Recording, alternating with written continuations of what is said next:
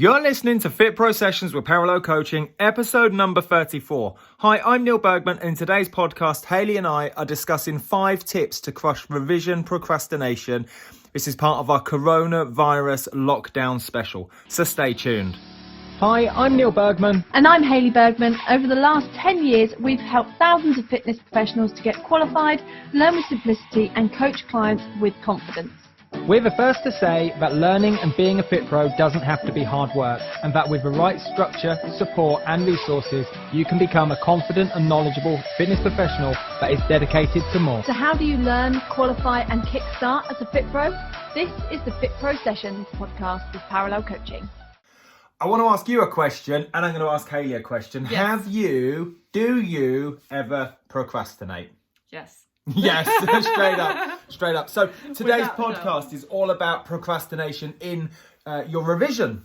And what we've seen and heard is there's a lot of learners in this lockdown, this coronavirus lockdown, want to get on with their revision, but for some reason are very much procrastinating and not actually doing what they said they were going to do. So procrastination is that putting something off. So you're putting it off until tomorrow or an hour later, and you're delaying that inevitable, like me with the washing up. Yeah, it's pretty crazy, in fact. Side note, little story, every single night we don't argue over who's going to do the washing up. Because it's always me. But there's always this point of, that's what procrastination is. It's a delay tactic. Yeah. It's a delay tactic. It's a fear. I see it. Let's jump away from the washing up, for example. Leave the washing up. Let's go to revision, for example. It's a fear of failure. Yeah. That we don't want to participate in that particular task, in revision, whatever it is we're procrastinating over, we're fearing failing in that particular area. So we don't do it at all. It's actually easier to fail from the outset than have a go and then fail. And so there it is. Absolutely. And the amount of learners I speak to that are so convinced they're terrible at learning, terrible at revising, that they're never wanting to open up the books or to switch on the videos and start learning, because they're petrified that what they're gonna learn or try to learn isn't gonna go in and they're never gonna remember it anyway, which is failing. So they put it off. Staying there is we make up a number of thoughts, feelings and emotions that really aren't true. Yeah. That help give us a real plausible reason, a justification as to why we're not going to start. Yeah. So I could say to myself, for example, I don't remember the content very easy. It doesn't seem to stick between my ears. It goes in one ear, it comes out the other. And so the more I learn to believe my thoughts and feelings around that gives me a set of emotions that only kind of compound this element of fear of failure. Yes. And then you want to delay it, you want to put it off, or not do it at all. And then if we don't do it at all, that's when we feel maybe annoyed at ourselves, angry at ourselves, we blame ourselves, maybe we even shame ourselves. I've been there, I get it. And that compounds it even further. Yeah, it makes it worse. It makes it even worse. So we become almost addicted to procrastination. And I think that's got worse. Like, at the moment, we're in coronavirus lockdown, week 2. So here's some context. Here's the problem. We're recording this. This is for our Thursday edition, week 2 of a lockdown. So we've been locked down as a UK nation now since a week ago Monday. So what's that? 7, 8, 9, 11 days. Yeah. Okay, as you're listening to this or reading on our blog or YouTube, wherever you are. You wouldn't be reading a podcast. But we're on day 11 and we've got more time than ever. I genuinely believe we have more time than ever because you're not at work. Yeah. Kids aren't at school. You're not having to get up early to take the kids and get the school rush done. You're not having to pick the kids up from school or babysitters or childminders. You haven't got access to the gym. You haven't got access to kids clubs. You're at home so much. But even if you don't have more time, even if you're still working from home, it feels like you've got loads of time because your day's not chunked into time zones of like, I've got to go to work, I've got to commute, I've got to squeeze this in between ballet and football for the kids. Like you're not revising in these little pockets of time that you used to have. So the problem here is that's adding up to this procrastination is there's a lack of routine. Yeah. There's a lack of structure in our day. If we rewind just 2 weeks, you knew what time you were going to get up. You knew the military precision of the school run. You knew what time you had to get to work. You knew what time your breaks and lunches were going to be. And so there was this very strict blocked time. Yes. And you knew, hopefully you knew, I'm going to call you out here, that there were certain times in the week where you could revise that were ideal times to plug into our FitPro Sessions podcast or listen to a Revision Mastery Bootcamp module or download the fast revision, whatever it might have been, or even just open up a manual and read one page. You knew when that was going to take place. Yeah. And the problem now is there's no structure or limited, a lack of routine, a lack of structure. And so you're kind of in this point of like, well, do I get started on my revision? I could do it in a minute, but if I do it in a minute, I could do this first. And so we're so easy to put things off. We're finding lots of things to kind of occupy us and keep us going. And actually, I've heard from so many people, they're like, I've got to do the things that I never get to do, like paint the outside of the house and rearrange the whole filing cabinet. And it's like, oh, okay. So we've got lots of these delay tactics, lots of these that's a really good point. New things keep propping up, whereas really we could just be doing revision and learning in that time completely. as well. And Hayley was on a live training yesterday inside our special populations group, and what was really interesting, kind of sitting back and listening to it, was a number of learners were saying what they're going to commit to this week in terms of their revision. And it was, I'm going to do an hour a day, I'm going to do 2 hours a day, I'm going to do this many hours across the week. And the point here is, it's all very well saying you're going to do it, but unless you diarise it and block time it and you know what you're going to achieve in that and you know why you're doing it, that's when it happens. You need that objective, isn't it? Absolutely. And then the possibility comes that if you get this nailed and you actually have a revision strategy under your belt, and we've got some tips for you today, we've got 5 tips for you, but if you have this, the lockdown could be a really good opportunity to actually get ahead of your studies, even if your exam's been cancelled. But it's guaranteed your exam has been postponed massively. Like virtually every training provider has just come to a standstill halt inside this lockdown. So, you know, we can't go into the gyms, we can't do training days, we can't go into conference rooms, we can't do exams. And so because there's no exam date, there's no urgency. Absolutely. And that's causing huge procrastination because there's no need to get going.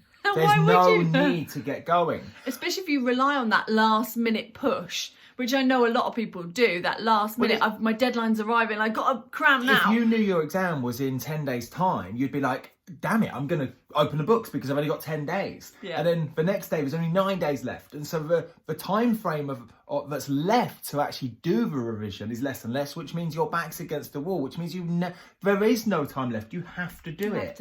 You have to do it. And then you've got a lot of people we work with on one-to-one, I call them savage procrastinators because they have their exams in 10 days' time. There's huge urgency to do it, but they still don't do it. Yeah. For whatever reason. And it's usually a mindset thing up here. It's not laziness. It's not that you can't remember it. It's something up here that the cog hasn't switched on. And so the ultimate delay tactic is this. I'll change my exam date.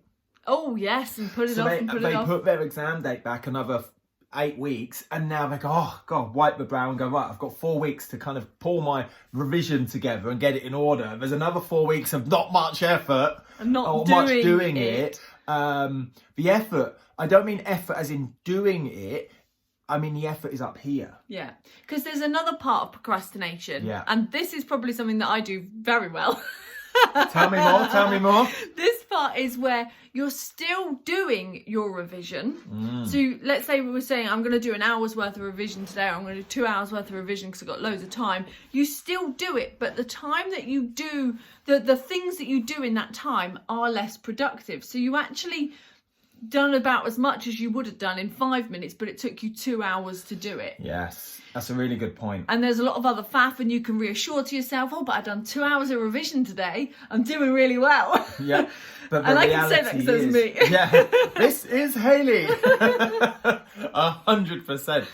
But, you know, just kind of segueing back to a second ago, you mentioned about this kind of possibility, but actually this lockdown period is a really great opportunity. It is. And, you know, whilst... We always wish for more time. Exactly, we always wish for more time. And whilst we are in amidst all this chaos and upheaval, and the news is, you know, incredibly sad, certainly the last couple of days, you know, it's hard to pluck out something good as an opportunity that's coming from all this chaos. Yeah. But actually just looking inwards and going, you know, what is it that I want to achieve? Where do I want to be in 3 months' time, 4 months' time, 6 months' time, a year's time? Because this coronavirus, COVID-19, will move through.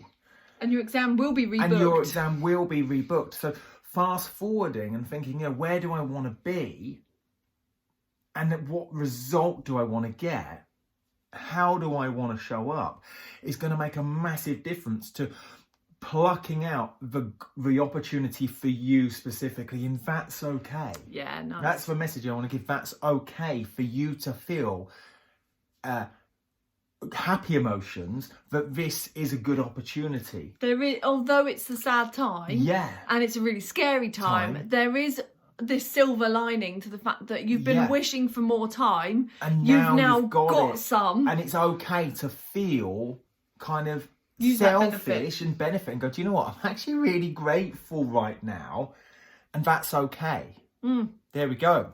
And therefore you can start to dive into your studies and actually see this as the time that you wished for, and so that even if your exam was cancelled, it will be rebooked, and when that is rebooked, you can be ready. So although you maybe aren't going to be finalising every single last detail of your knowledge straight away and have everything perfect now, let's say your exam ends up being booked in 3 months' time from now, you can still do all of the foundational work, all of that knowledge can be laid down, and then as you get closer, you can then recap rather than having to learn it for the first time. The biggest thing we hear a lot, and over the last couple of years, like we've worked with 7,000 plus peeps now inside the revision boot camps, and the number one thing I see all the time, it's confidence. I want more confidence. I feel overwhelmed by the amount of information, and I kind of feel like I suck at exams. So if that's you, and your exam is going to be in 3 months' time now, or 4 months' time, and you want to crush those 3 things I just mentioned, that's in this lockdown time that's going to happen. Okay, so if I want more confidence, that comes with practice. And in order to build confidence, you've got to fail. Not for your exam, you've got to fail your revision. You've got to have days where you go, oh, it didn't work today. It didn't go in. I didn't feel like I learnt anything, and that's okay. Or maybe a method that you're learning didn't work for you. Didn't work, but you're only going to build confidence through repetition. Perfect. And then overwhelm is only going to come through repetition. And exam strategy and feeling confident and less overwhelmed is only going to come through repetition. And repetition only comes through having more time. And now is the time you have more time. A bit of a tongue twister there. So, Big Jack Sparrow. Big Jack Sparrow. Go run. You know, Pirates of the Caribbean is one of my favourite group of what are they called? Films. There we go. No, they're not a group. Trilogy. It's not a trilogy because there's more than 3, isn't there? Oh, yeah. There's 4. Quadrilogy. I don't know. Whatever. We're rambling. I want to move on to principles because I want to give you 5 key tips, 5 clear principles that have helped literally hundreds of, well, not hundreds of thousands, but thousands of learners. The aim is to impact hundreds of thousands of learners. So it probably is a lot by now, because regardless of the 7,000 we work with on Revision Mastery, we've got hundreds of thousands of views on YouTube. Be quiet. So, principle number 1 in terms of ditching this procrastination, okay, whilst on lockdown, is to have a clear timetable. Okay, and there's 2 points here I want to make. First off, it's not to spend the next week making a timetable. But a pretty timetable. A pretty timetable that's got everything on it. Coloured gel pens. And... highlighter is a delay tactic in itself. Yeah. Okay, so if you're listening to this and you're not inside our revision bootcamp, email us info@parallel-coaching.com. Yeah. Okay, and we'll send you a revision weekly planner. Yeah, nice. Okay, which means you don't have to think about the design of a layout. You just literally fill in the crux information and then you can crack on. Yeah. If you're inside the revision weekly planner, you've got this in your bonus section. You can download it straight away, and you've got a 4 and an 8 week plan already made for you. But the clear revision timetable gives you a clear aim and objective. The aim is what you're going to do, and the objective is how you're going to do it. Yeah. But on the revision weekly planner, please reach out and grab this, okay, and download it if you've got it. It guides you to having 3 to 5 things that are musts. It guides you to kind of why you're going to take action. It gets you excited about doing your revision and brings it to a more personable level, as opposed to, I have to do this. You'll fill this revision weekly planner in and go, I get to do this. Yeah, that perspective is a big mindset shift. So principle number 1 is have a clear timetable with clear aims and objectives. Awesome. And with that timetable, because it sets out, like say Monday, Tuesday, Wednesday, Thursday, Friday, all the way down, you can kind of say, well, on Monday at 2:00 I'm going to do my revision for an hour. But the nice thing about that is you don't feel now like you're revising for a solid week and that's all your life is. It makes the most of your non-revision time as much as it makes the most of your revision time. Exactly. And I think that gives you a really positive spin in your mind that says, I'm not stuck in here revising. Yeah, and don't get me wrong, even though you're on lockdown and perhaps you're at home, you've still got a lot to do. You've still maybe got family, you've still perhaps got a husband, a wife, a partner, boyfriend, girlfriend, kids, you name it. There's still lots of things and potentially lots of distractions. For me and Hayley right now, it's Disney Plus. But my point here is the timetable allows you to clearly say, this is when I'm going to do it, this is why I'm going to do it, and this is why it's important to me. And now you can show your loved ones in the household when you're going to do it, and they can help hold you accountable as well. Perfect. Okay, it also allows you to limit distractions. So if you know that you're going to revise, I don't know, between 10 a.m. and 11 a.m., you now can help, and you've got kids, you can now set a particular task for them to do that allows it to be a bit more of a quiet time. If your partner's there, I don't know, and he's got a drum kit, he's banging away, he now knows kind of not to do it in that particular time. So you can have a meaningful conversation with everybody on lockdown in your household to make sure that the hour that you are going to revise is a productive, quiet time. Yeah, if you're waiting for your groceries to be delivered, then, and you know it's between a certain hour time slot, don't have that as your revision. Exactly. All those types of things you can factor into place, and that will help you massively. And this leads nicely to principle number 2, which is revise early. Woo! Okay? I love this one. Just get it out of the way. Just get it done. Because if you leave it till, I'm going to revise at 3:00 this afternoon, and you get up at 7, you've got 7 hours to procrastinate and create things to do later. So you could create a task of, like, I'm gonna, I don't know, tidy up the backyard or sort out bits in the garage, and suddenly 3:00 starts to creep up and you start to have that mid-afternoon yawn and a cup of tea, and suddenly it's like, I can't be bothered anymore. Get it done. And the kids go, can we just watch this on TV? Can we cuddle up? And you're like, oh, okay, so obviously we're fit pros, Hayley and I ourselves, you know, we've been PTs at the heart of it for, 15 years. Yeah. And this morning still, we're on lockdown here at home at Parallel HQ down in Plymouth. And I was like, right, we're going to get up super early and work out. We did. And we did. We busted out a 40-minute HIIT workout. We started just after 6:15. Okay. And the benefit of that is it's done, and I feel good for it. I now no longer have to procrastinate for the rest of the day or feel annoyed or frustrated or angry at myself or ashamed of myself if I didn't do it because something else came up. And it's not affected by other things in the day like food, sleep, etc. You just get it done as early as you can. Completely. Good tip. You feel good first thing. Yeah. Okay, whereas as the day pans out, food, drink, emotions, other people, the day starts to run you if you don't run the day. Woo. There we go. So, tip number 3, procrastination, is 25 minutes of sessions. There we go. So we've mentioned this before. In fact, with our revision power hour, it is exactly that. It's exactly that. So you could go back to some early FitPro sessions and on our Facebook page, because we have the Revision master, the revision power hour. Getting our words out. Okay, where I take you through a 5-minute introduction. I get you really clear and accurate on what you're going to do for 25 minutes. You go and do that 25 minutes and then you evaluate and review. And rest. And rest. So, don't just say, right, I'm going to do a 2-hour session, because you're going to get distracted. You're going to check Facebook. You're going to check the news.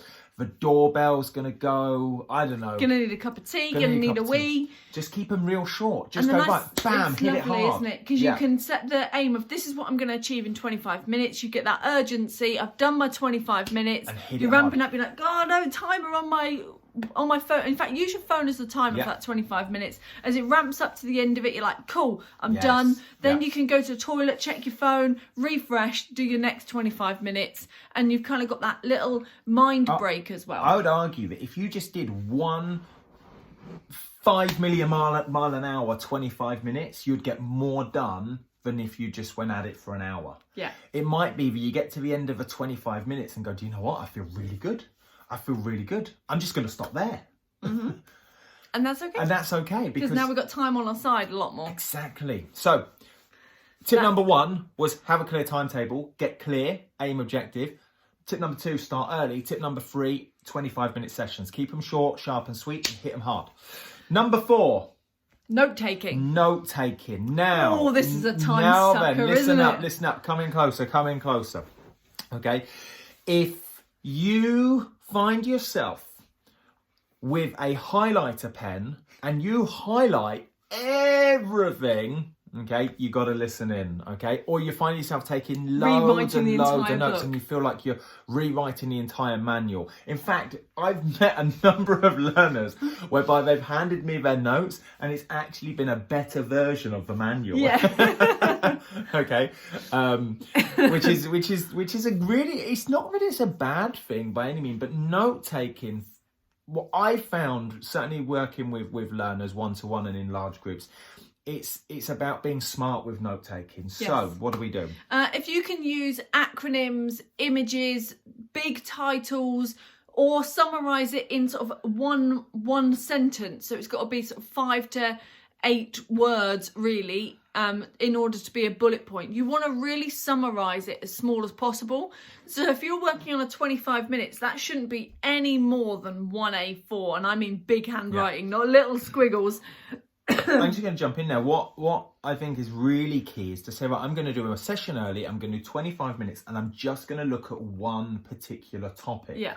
And not bound around the manual or the content. For example, you might just say, right, I'm just going to take the heart. I'm just going to learn about the heart. And then you've got this one piece of A4, whatever size bit of paper you've got. It's not limiting to one side, but now taking notes relevant to the heart. And the key I want to make is, at the end of that 25 minutes, and I was to test myself, is there 1 or 2 key global words that if I said this word, the cascade of all my knowledge would come underneath it? Okay. Perfect. So for me, the word would be heart. Yeah. And then you've got circulation, you've got blood pressure. Because this is what we teach. Okay. Yeah. But the moment I think heart, okay, so somebody says in public, anybody just goes the word heart, Okay, if I say the word love, for example, because that would be connected, Yeah. I immediately think about the bicuspid and tricuspid valve. I think about the 4 chambers. So like the features. The features. Yeah. I immediately think about the cardiac muscle and the nerves that innervate the heart and the cardiac cycle and stroke volume and cardiac output. And So it kind of cascades from one word. It cascades from one word. So that's my point in your notes is, can you take all your knowledge and then layer it up and think, what's this one word? If I heard this one word, I'd be able to talk all day long about something. I always think this is kind of like a filing system. So Yes, if you've exactly. got a filing cabinet in your brain and you're looking through for something, you want to be able to go, I know that it's under H for heart. And then under heart, I've now got all of this information. And then when you get your exam question, you go, oh, it's a heart question. I need that filing cabinet. You're not going to go to the joint actions for it. So this is a helps you this is a file it. form of I won't bore you with this, but go to one of the early FitPro sessions with myself where I interviewed Phil Quirk from PQ Performance around NLP. And within NLP, you've got there's lots of components, but you've got meta and Milton language. And meta language is where you start grouping things together, and it's very logical.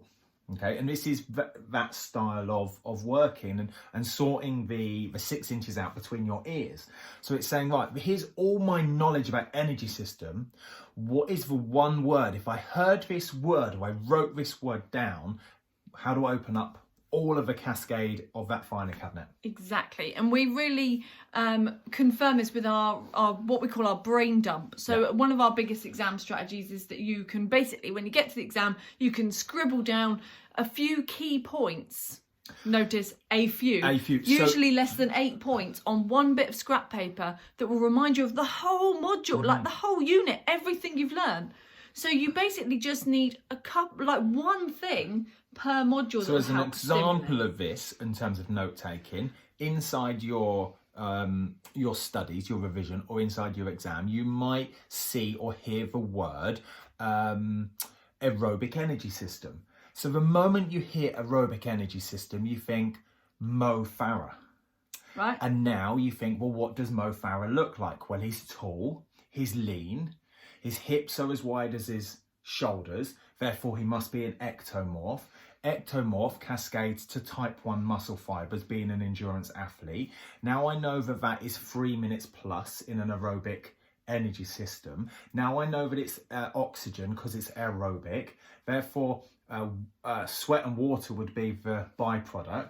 And you can see it all starts to cascade just from one word, and then I go Mo Farah, and Mo Farah is the global visual image of that. And now I pull out that filing cabinet of Mo Farah and go, that's everything to do with this particular word or topic. What I also love about this is that you're not learning it verbatim, so you're not sat there trying to rewrite or re-speak it as you read it. So you're not rewriting the entire manual and hoping that every single word sticks. You actually have to know it in order to cascade through. Exactly. In order to know what is it, that physical application of Mo Farah. That's the application, and that goes back to why we must know AMP and actually applying it. The application of this. We're not just learning this because it's something we need to do to pass an exam. We actually need to know this so we can apply it. That's the key here. Yeah. In fact, we had one learner that actually she did actually know that we had the revision boot camps that you could download them to MP3 and MP4 and just plug and play and listen away. And when she reached out, she actually said that she was reading the manual into a dictaphone so she could hear her own voice back. Because she knew that actually if she heard it, she could repeat it, and therefore she could then kind of go off on little tangents and start talking into her dictaphone, and was learning that way, which is exactly what we've done. Great, yeah. So you don't have to hear your own voice. You don't have to hear your own voice, but more importantly, it's applied to the syllabus and 4 principles, and you know that it's fact. It's correct. Exactly. So principle number 5 is don't learn from mock questions. So many learners. Mock questions are great, by the way. Don't get me wrong, I'm not dissing mock questions, but a lot of learners, I'm talking hundreds of learners, see mock questions as a way of learning. Yeah. Mock questions are a way of testing yourself. And checking that you're ready for the exam. And checking that you're ready for the They exam. test your knowledge. They test the fact that you can unpick the exam questions. They test the fact that you're ready for the exam. They don't they don't allow you to learn because they don't cover everything. Just because you know a particular answer to a particular question doesn't mean you know that topic. And you it's like putting one and one together and getting three. Yeah. Okay. And it links back to what you're saying about the filing system with the Mo Farah thing. If you try and do it that way, you'll only ever go, oh, well, if I see aerobic, then the answer's type 1. Yeah, completely. Because if I see aerobic, the answer's type 1. That's not the case. Yeah. Okay, because what it's doing is taking a very specific question with a very specific answer, but it doesn't tell you why that's the answer. Or it doesn't tell you more about that question. So mock questions come at a very particular point of your studies. And inside the revision bootcamp, we put that at section 5. There's 5 steps, and that's section 5. You go through all of the things we've almost told you, to be honest, in all of the podcasts. But number 5, the final part, is to test yourself. And that's what mock questions do. It helps you prepare for the exam. Preparedness. It allows you to analyse the types of questions, the wording of exam questions, the structure of exam questions, the structure of the possible answers, how to unpick the key words. Exactly. And that's what mock questions do. Exactly. Just because you got, I don't know, let's say you downloaded our 48 mock questions and you got 48 out of 40 having done no revision, doesn't mean you understand A&P. Exactly. Woo! So, they are the 5. Should we do a quick rundown? Yep. Number 1.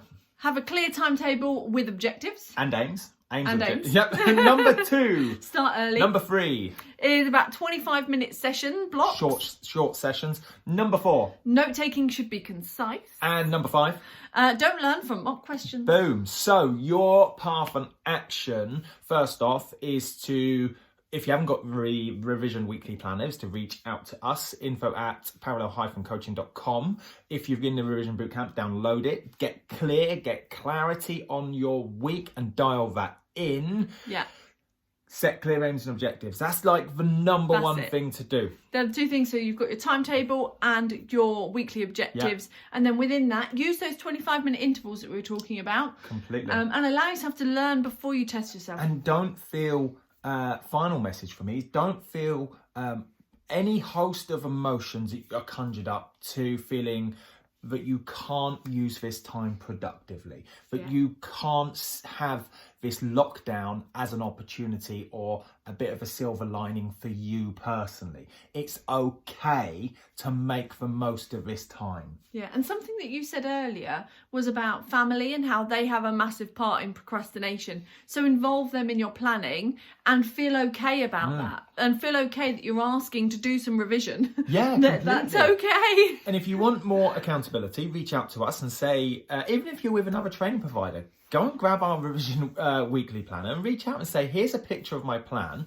Can you check in with me on next Wednesday afternoon to see if I've done it? Like, yes, 100% we can. That's what we do an awful lot.